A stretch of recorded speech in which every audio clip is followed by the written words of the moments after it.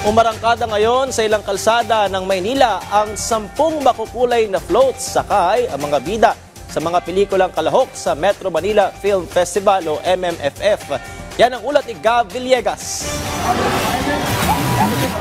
Nagsimulang ikutin ng mga float ng pelikulang kalahok sa Metro Manila Film Festival ang ilang kalsada sa Kamaynilaan. Alas 2 ng hapon nagsimulang umarangkada ang mga float ng mga MMFF entries kung saan nagtagisan ng mga ito sa pabonggahan at pagandahan. Tampok dito ang mga float ng 10 kalahok sa ika-50 edisyon ng MMFF ngayong taon. Nandyan ang float ng The Kingdom kung saan bida sina Vic Soto, Piolo Pascual, Sid Lucero at Sue Ramirez. Topak na pinagbibidahan ni Julia Montes at Arjo Atayde. Uninvited kung saan bida ang star for all seasons na si Vilma Santos Recto at Aga Mulak. Isang himala na pinagbibidahan naman ni Aisel Santos. Hold Me Close na pinagbibidahan ni Carlo Aquino at Julia Barreto.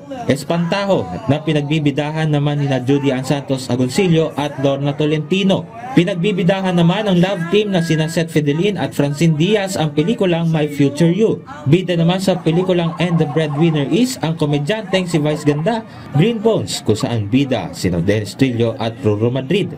At ang pelikulang Strange Frequencies na pinagbibidahan nina Enrique Hill, Jane De Leon, Alex Samiro, MJ Lastimosa, Rob Gomez, Rap Pineda at ang content creator na si Zakaru. Pagkatapos sa parada ay magkakaroon ng libreng concert at performance na handog ng mga bida sa mga kalahok na MMFF entries ngayong taon. May hiling naman si MMDA Chairperson Don Arte sa publiko.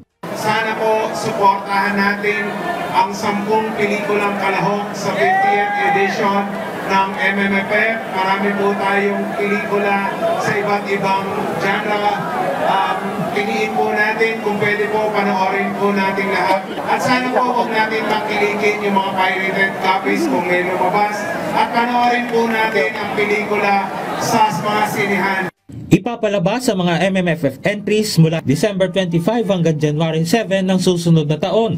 Gaganapin naman ang Gabi ng Parangal sa Metropolitan Theater sa darating na December 27. Gab Humilde Villegas para sa Pambansang TV sa Bagong Pilipinas.